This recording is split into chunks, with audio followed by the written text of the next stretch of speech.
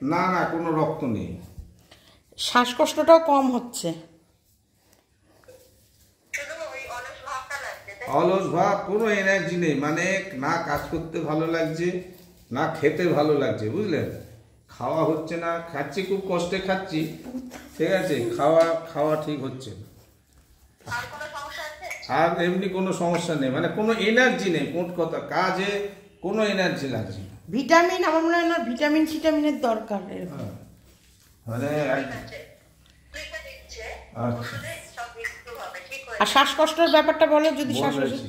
হ্যাঁ বলেছো? আর কোনো প্রবলেম নেই তো? ভালো করে বলে নাও। বলেছি। হ্যাঁ, আর বুকে ব্যথা? হ্যাঁ, তুমি যে সেদিনকে বলছিলে আমার বুকে এখানে ব্যথা করছিল একটুখানি। হ্যাঁ বলো, একটুখানি বলো। ডান দিকে, বুঝলেন, রাইট সাইড, এই যে আমার এই সাইডটা এরকম টিপলে ব্যথা লাগে। ওটা কি গ্যাসের ব্যথা কিনা? 10-12 দিন আগে।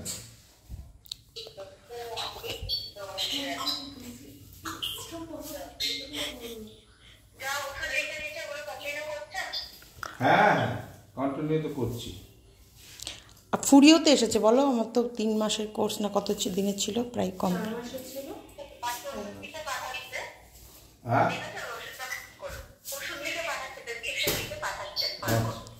বলছি একটু ভিটামিন ওনাকে কি খাওয়ালে ভালো হবে একটু যদি লিখে দেন, মানে ভিটামিন টিটামিনগুলো, শরীরটা দুর্বল যাতে একটু চনমনে থাকতে পারে, দৌড়াদৌড়ি করতে পারে। ঠিক আছে।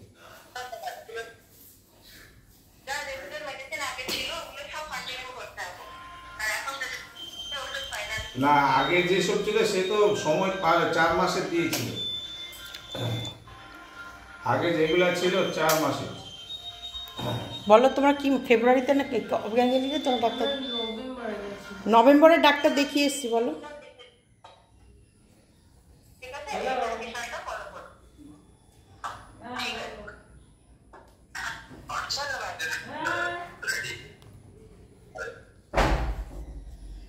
কমপ্লিট।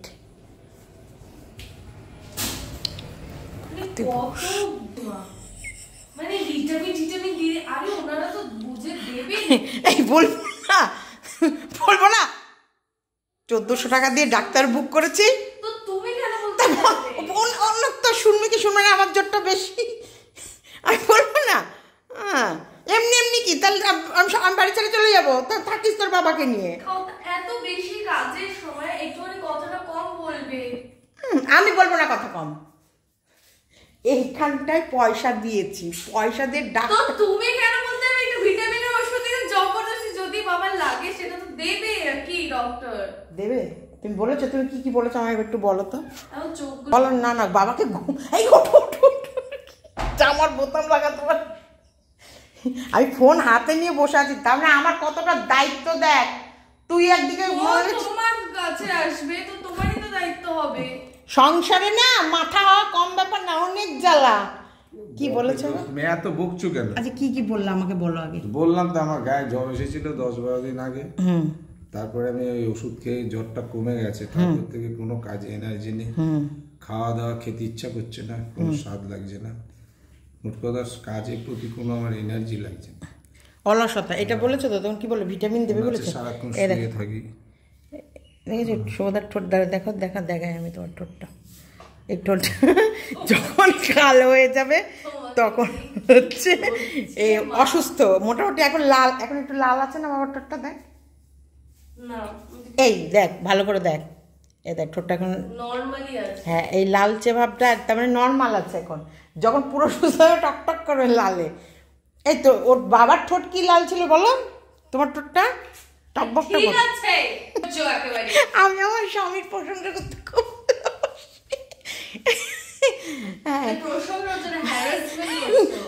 তোদের রাগ হচ্ছে, বাবার মতো ঠোঁট প্রশ্ন হলে তোদের রাগ হচ্ছে।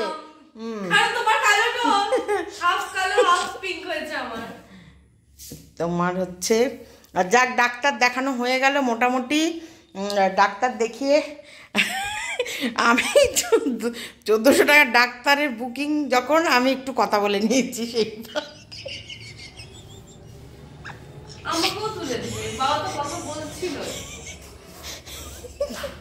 চান করতে দিইনি, বাথরুমে ঢুকলে 2 ঘন্টা আমি চান করতে দিই, না কি না জেগে বসে থাকবি, ইংলিশে যদি কিছু বলতে হয়। কিন্তু দেখলাম তো ওনার নার্সটা বাংলায় তো কথা বললো না, বললো ওটাকে রেখেছে, যেহেতু আমরা বাঙালি বাংলায় লিখেছে, বলছে ঠিক আছে বেঙ্গলি মে বলিয়ে। আমি তো বলছি বৃষ্টির জল, বারিশ মাথা, বারিশ মে বিকে ঠান্ডা লাগা, বলছে বেঙ্গলি মে বলিয়ে। তো জঘন্য হিন্দি বললে তো মানুষ তো বেঙ্গলিতেই বলতে বলবে। তখন ওকে বসিয়ে দিয়েছে। যাই হোক, এবার প্রেসক্রিপশন আসবে হোয়াটসঅ্যাপে, সেইটা দেখে ওষুধ কিনে নেবে। বাবার ওষুধটা এলে বাবা সুস্থ হয়ে যাবে। এই যে পালমোকেয়ারের একটু দুধ, দেখলে আমি ভুলে গেলাম, একটু দুধ টুধ লিখতে বলতো তো, যে প্রোটিনটা লিখে দেবে তো। আশ্চর্য নাকি, উনি ডাক্তারটা নাকি? বারবার বলেই যাচ্ছি। আমাদের চাহিদাটা আমরা বলবো না কেন? তুমি তোমার চাহিদা বলবে, বাবার যেটা শরীরের চাহিদা সেটা বলবে। তুমি এক্সট্রা তোমার চাহিদা নিয়ে ডাক্তার কি করবে? তখন থেকে আমি বলি যাচ্ছি এই ওষুধ দিয়ে দেবে, এটা করে দেবে। আশ্চর্য। ঘুমিয়ে পড়ো, যাও। বাঙালিদের এটাই সমস্যা, একটু কিছু জেনে গেলেই তারাই নিজেরা ডাক্তার মনে করে নিজেদেরকে।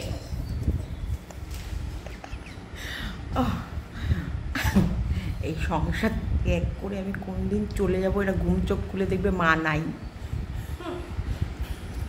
ওটা আমার ফোন, হ্যাঁ দেখো যে ওর ফোনে আমি একটু ভিডিও করব, মানে ওর ভিডিও হচ্ছে আমার ফোনে, ভাবো একটু ভিডিও করব, সেটা হলো না। ওর সিনেমা মেনমা সরাতে গিয়ে দেখছি বুড়ি হয়ে যাচ্ছে। তো প্রেসক্রিপশন পাঠাবো না, দে, পাঠিয়ে দেবে। ওরা লিখছে এখন, ওরা আলোচনা করে লিখবে।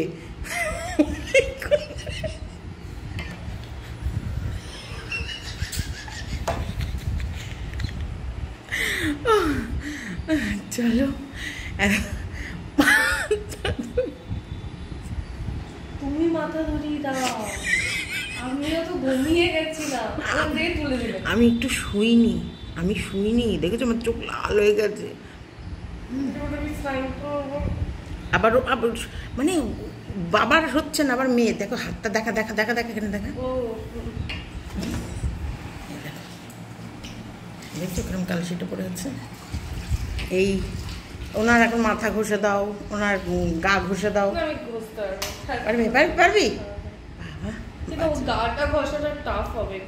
ওই যে বাবার হাতল নিয়ে যা, ওইটা। বাবা তো এত টাকা দিয়ে কিনে আনার পর থেকে তো পিঠ ঘষা ছেড়ে দিয়েছে।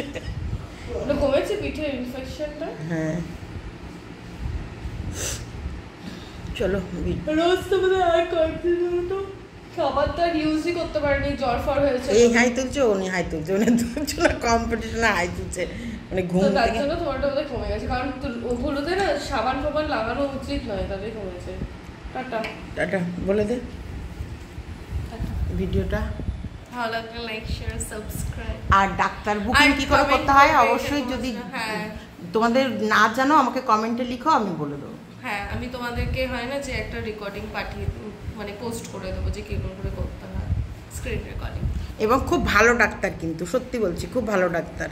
আমি ওকে তো রিস্ক নিয়ে আমি এখানে ডাক্তার দেখাইনি, দেরি হোক। এমনি ঘরোয়া ট্রিটমেন্টগুলো তো আমি জানি, টোটকাগুলো যেগুলো করে ওনাকে মোটামুটি কাটিয়ে দিতে পারবো 2-4 দিন। তা সেই জায়গা থেকে সেরকম করে মোটামুটি রাখা হয়েছিল।